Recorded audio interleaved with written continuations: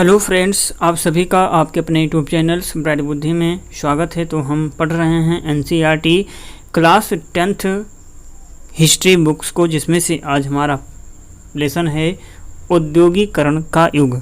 तो आज हम इसी लेसन को पढ़ेंगे।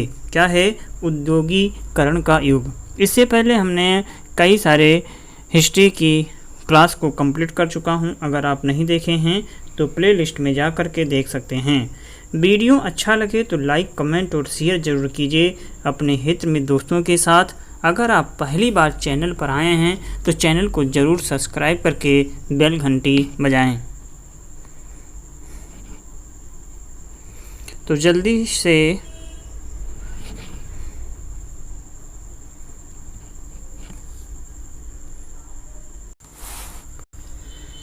तो चलिए शुरू करते हैं। डॉन देखे होंगे, ये लिखा हुआ है डाउन ऑफ द सेंचुरी, है ना। तो ये है डाउन ऑफ द सेंचुरी। ये ET Paul music company New York एवं इंग्लैंड, ये 1900 की है। ठीक है, तो आइए हम जानते हैं और समझते हैं। वीडियो अच्छा लगे तो लाइक, कमेंट और शेयर जरूर कीजिएगा अपने दोस्तों के साथ। तो हम सबसे पहले पढ़ेंगे ईटी पॉल म्यूजिक कंपनी ने सन 1900 में संगीत की एक किताब प्रकाशित की थी, जिसकी जिल्द पर दी गई तस्वीर में नई सदी के उदय, डॉन ऑफ द सेंचुरी का ऐलान किया गया था। जैसा कि आप इस चित्र में देख सकते हैं, तस्वीर के मध्य में एक देवी जैसी तस्वीर है। ये देवी हाथ में नई शताब्दी की ध्वजा लिए प्रगति का फरिश्ता दिखाई देती हैं। उसका एक पांव पंखों वाले पहिए पर टिका हुआ है। ये पहिया समय का प्रतीक है। उसकी उड़ान भविष्य की ओर है। उसके पीछे उन्नति के चिन्ह तैर रहे हैं। रेलवे, कैमरा, मशीनें, प्रिंटिंग प्रेस और कारखाना। मशीन और तकनीकी का यह महिमा मंडन एक नई अन्य तस्वीर में और भी ज़्यादा साफ दिखाई देता है। ये तस्वीर एक व्यापारिक पत्रिका के पन्नों पर 100 साल से भी पहले छपी थी। इस तस्वीर में दो जादूगर दिखाए गए हैं। ऊपर वाले हिस्से में प्राच्य इलाके का अलादीन है, जिसने अपने जादुई चिराग को रगड़कर एक भव्य महल का निर्माण कर दिया है। नीचे एक आधुनिक मैकेनिक हैं जो अपने आधुनिक औजारों से एक नया जादू रच रहा है। वो पुल, पानी के जहाज, मीनार और गगनचुंबी इमारतें बनाता है। अलादीन पूरब और अतीत का प्रतीक है। मैकेनिक पश्चिम और आधुनिकता का। प्राच्य का मतलब होता है भूमध्य सागर के पूर्व में स्थित देश। आमतौर पर यह शब्द एशिया के लिए इस्तेमाल किया जाता है। पश्चिमी नजरियों में प्राच्य इलाके पूर्व, आधुनिक, पारंपरिक और रहस्यमय थे। ये तस्वीरें आधुनिक विश्व की विजय गाथा कहती हैं। इस गाथा में आधुनिक विश्व द्रुत तकनीकी बदलावों व आविष्कारों, मशीनों व कारखानों, रेलवे और वाष्प पोतों की दुनिया के रूप में दर्शाया गया है। इसमें औद्योगिकरण का इतिहास विकास की कहानी के रूप में सामने आता है और आधुनिक युग तकनीकी प्रगति के भव्य युग के रूप में उभरता है। अब ये छवियां और ये संबंध लोकमानस का हिस्सा बन चुके हैं। क्या आप भी तेज औद्योगिकरण को प्रगति व आधुनिकता के काल के रूप में नहीं देखते? क्या आपको नहीं लगता कि रेलवे और फैक्ट्रियों का निर्माण, गगनचुंबी इमारतों व पुलों का विस्तार समाज के विकास का घोतक होता है? ये छवियां किस प्रकार विकसित हुई? इन विचारों से हमारा क्या संबंध है? क्या औद्योगिकरण के लिए तीव्र तकनीकी विकास हमेशा जरूरी होता है? क्या आज भी हम तमाम तरह के कामों के दिनों दिन बढ़ते मशीनीकरण का गुणगान कर सकते हैं? औद्योगिकरण से लोगों की जिंदगी पर क्या असर पड़ा है? ऐसे सवालों का जवाब देने के लिए हमें औद्योगिकरण के इतिहास को समझना पड़ेगा।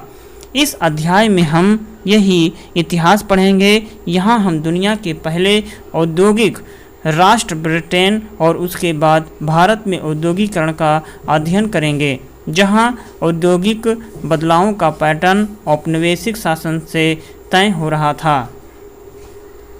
तो सबसे पहले लेसन इसका 1 होगा औद्योगिक क्रांति से पहले।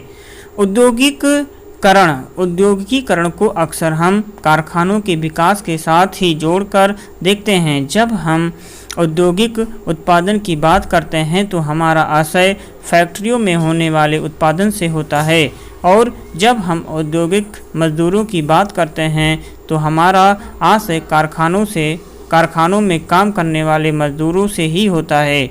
औद्योगिकरण के इतिहास अक्सर प्रारंभिक फैक्ट्रियों की स्थापना शुरू होते हैं।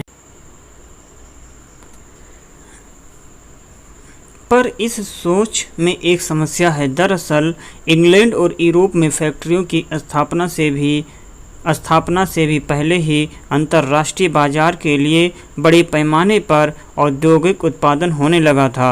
यह उत्पादन फैक्ट्रियों में नहीं होता था। बहुत सारे इतिहासकार औद्योगिकरण के इस चरण को आदि औद्योगिकरण का नाम देते हैं। 17वीं और 18वीं शताब्दी में यूरोपीय शहरों के सौदागर गांवों की तरफ रुख करने लगे थे। वे किसानों और कारीगरों को पैसा देते थे और उनसे अंतर्राष्ट्रीय बाजार के लिए उत्पादन करवाते थे। उस समय विश्व व्यापार के विस्तार और दुनिया के विभिन्न भागों में उपनिवेशों की स्थापना के कारण चीज़ों की मांग बढ़ने लगी थी। इस मांग को पूरा करने के लिए केवल शहरों में रहते हुए उत्पादन नहीं बढ़ाया जा सकता था। वजह यह थी कि शहरों में शहरी दस्तकारी और व्यापारिक गिल्ड्स काफ़ी ताकतवर थे। ये गिल्ड्स उत्पादकों के संगठन होते थे।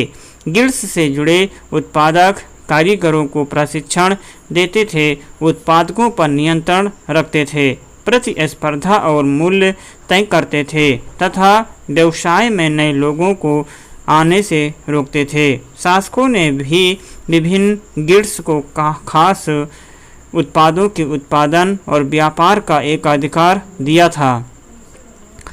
दिया हुआ था। फलस्वरूप नए व्यापारी शहरों में कारोबार नहीं कर सकते थे, इसीलिए वे गांवों की तरफ जाने लगे।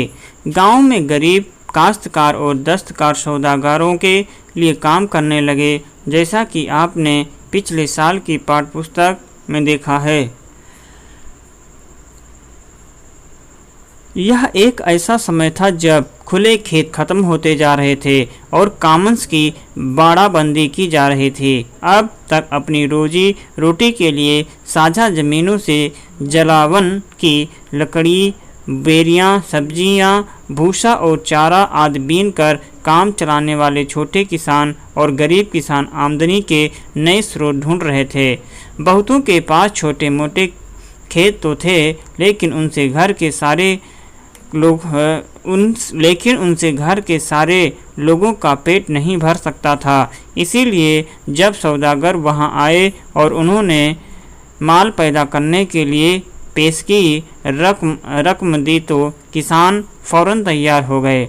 सौदागरों के लिए काम करते हुए वे गांव में ही रहते हुए अपने छोटे छोटे खेतों को भी संभाल सकते थे। 18वीं सदी में कताई आप देख सकते हैं कि परिवार के सभी सदस्य धागा बनाने के काम में लगे हैं। ध्यान से देखिए कि चरखे पर केवल एक ही तकली बन रही है।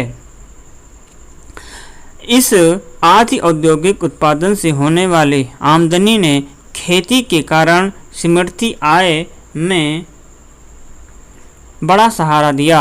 अब उन्हें पूरे परिवार के श्रम संसाधनों के इस्तेमाल का मौका भी मिला। इस व्यवस्था से शहरी और गांवों के बीच एक घनिष्ठ संबंध विकसित हुआ। सौदागर रहते तो थे शहरों में थे, लेकिन उनके लिए काम ज़्यादातर देहात में चलता था। इंग्लैंड के कपड़ा व्यवसायी स्टेपलर्स में ऊन खरीदते थे और उसे सूत काटने वालों के पास पहुंचा देते थे। इससे जो धागा मिलता था उसे बुनकरों और फुलर्स और रस साजों के पास ले जाया जाता था। लंदन में कपड़ों की फिनिशिंग होती थी। इसके बाद निर्यातक व्यापारी कपड़े को अंतर्राष्ट्रीय बाजार में बेच देते थे। इसीलिए लंदन को तो फिनिशिंग सेंटर के रूप में ही जाना जाने लगा था। यह आदि औद्योगिक व्यवस्था व्यावसायिक आदान प्रदान के नेटवर्क का हिस्सा था। इस पर सौदागरों का नियंत्रण था और चीज़ों का उत्पादन कारखानों के बजाय घरों में होता था। उत्पादन के प्रत्येक चरण में प्रत्येक सौदागर 20 से 25 मजदूरों से काम करवाता था। इसका मतलब ये था कि कपड़ों के हर सौदागर के पास सैकड़ों मजदूर काम करते थे। कारखानों का उदय। इंग्लैंड में सबसे पहले 1730 ईस्वी के दशक में कारखाने खुले, लेकिन उनकी संख्या में तेजी से इजाफा 18वीं सदी के आखिर में ही हुआ। कपास अर्थात कॉटन नए युग का पहला प्रतीक थी। 19वीं सदी के आखिर में कपास के उत्पादन में भारी बढ़ोतरी हुई। 1760 में ब्रिटेन अपने कपास की ज़रूरत को पूरा करने के लिए 25 लाख पाउंड कच्चे कपास का आयात करता था और 1787 में यह आयात बढ़ करके 220 लाख पाउंड तक पहुंच गया। यह इजाफा उत्पादन की प्रक्रिया में बहुत सारे बदलावों का परिणाम था। आइए देखें कि ये बदलाव कौन से थे। 18वीं सदी में कई ऐसे आविष्कार हुए जिन्होंने उत्पादन प्रक्रिया के हर चरण की कुशलता बढ़ा दी। प्रति मजदूर उत्पादन बढ़ गया और पहले से ज़्यादा मजबूत धागों व रेशों का उत्पादन होने लगा। इसके बाद रिचर्ड आर्कराइट ने सूती कपड़ा मिल की रूपरेखा सामने रखी। अभी तक कपड़ा उत्पादन पूरे देहात में फैला हुआ था। यह काम लोग अपने अपने घर पर ही करते थे, लेकिन अब महंगी नई मशीनें खरीदकर उन्हें कारखानों में लगाया जा सकता था। कारखाने में सारी प्रक्रियाएं एक छत के नीचे और एक मालिक के हाथों में आ गई थी। इसके चलते उत्पादन प्रक्रिया पर निगरानी, गुणवत्ता का ध्यान रखना और मजदूरों पर नज़र रखना संभव हो गया था। जब तक उत्पादन गांवों में हो रहा था, तब तक ये सारे काम संभव नहीं थे। चित्र में देख सकते हैं कि लंकाशायर की एक कॉटन मिल C.E. टर्नर के द्वारा बनाया गया चित्र द इलस्ट्रेट लंदन न्यूज़ 1925। कलाकार ने कहा कि अगर उस मौसम की नज़र से देखें जिसके कारण लंकाशायर दुनिया में सूत कताई के लिए सबसे आदर्श स्थान बनता है, तो शाम के धुंधलके के दमकता कॉटन मिल सबसे शानदार नज़ारा दिखाई देता है। 19वीं सदी की शुरुआत में कारखाने इंग्लैंड के भूदृश्य का अभिन्न अंग बन गए थे। ये नए कारखाने इतने विशाल और नई प्रौद्योगिकी की ताकत इतनी जादुई दिखाई देती थी कि उस समय के लोगों की आंखें चौंधिया जाती थीं। लोगों का ध्यान कारखानों पर टिका रह जाता था। वे इस बात को मानो भूल ही जाते थे कि उनकी आंखों से ओझल गलियों और वर्कशॉप से अभी भी उत्पादन चालू है। औद्योगिक परिवर्तन की रफ्तार। औद्योगिकरण की प्रक्रिया कितनी तेज थी? क्या औद्योगिकरण का मतलब केवल फैक्ट्री उद्योगों के विकास तक ही सीमित होता है? चित्र में देख सकते हैं कि औद्योगिक मैनचेस्टर यम जैक्सन का चित्र the electrode store London news 1957। ये धुआं छोड़ती चिमनियाँ औद्योगिक इलाकों की पहचान बन गई थी। पहला है सूती उद्योग और कपास उद्योग ब्रिटेन के सबसे फलते फूलते उद्योग थे। तेजी से बढ़ता हुआ कपास उद्योग 1840 के दशक तक औद्योगिक के पहले चरण में सबसे पहला उद्योग बन चुका था। इसके बाद लोहा और स्टील उद्योग आगे निकल गए। 1840 के दशक से इंग्लैंड में 1860 के दशक से उसके उपनिवेशों में रेलवे का विस्तार होने लगा था। फलस्वरूप लोहे और स्टील की ज़रूरत तेज़ी से बढ़ी। 1873 तक ब्रिटेन के लोहा और स्टील निर्यात का मूल्य लगभग 7.7 करोड़ पाउंड हो गया था। यह राशि इंग्लैंड के कपास निर्यातक के मूल्य से 2 गुनी थी। दूसरा है नए उद्योग। परंपरागत उद्योगों को इतनी आसानी से हाशिए पर नहीं धकेल सकते थे। 19वीं सदी के आखिर में भी तकनीकी रूप से विकसित औद्योगिक क्षेत्र में काम करने वाले मजदूरों की संख्या कुल मजदूरों में 20% से ज़्यादा नहीं थी। कपड़ा उद्योग एक गतिशील उद्योग था, लेकिन इसके उत्पादन का बड़ा हिस्सा कारखानों में नहीं बल्कि घरेलू इकाइयों में होता था। तीसरा, यद्यपि परंपरागत उद्योगों में परिवर्तन की गति भाप से चलने वाले सूती और धातु उद्योगों से तय नहीं हो रही थी, लेकिन ये परंपरागत उद्योग पूरी तरह ठहराव की अवस्था में भी नहीं थे। खाद्य प्रसंस्करण, निर्माण, पटरी, कांच के काम, चर्म शोधन, फर्नीचर और औजारों के उत्पादन जैसे बहुत सारे गैर मशीनी क्षेत्रों में जो तरक्की हो रही थी वो मुख्य रूप से साधारण और छोटे छोटे आविष्कारों का ही परिणाम थी। चौथा, औद्योगिकीय बदलावों की गति धीमी थी। औद्योगिक भूदृश्य पर यह बदलाव नाटकीय तेजी से नहीं फैले।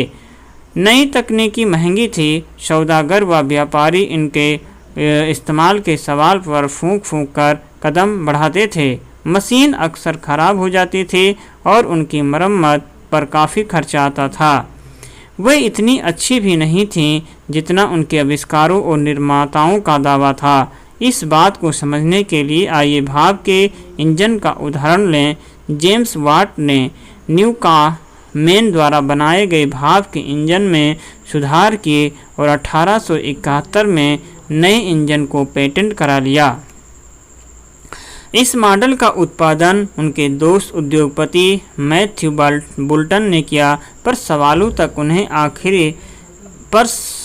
तक उन्हें कोई खरीदार नहीं मिला।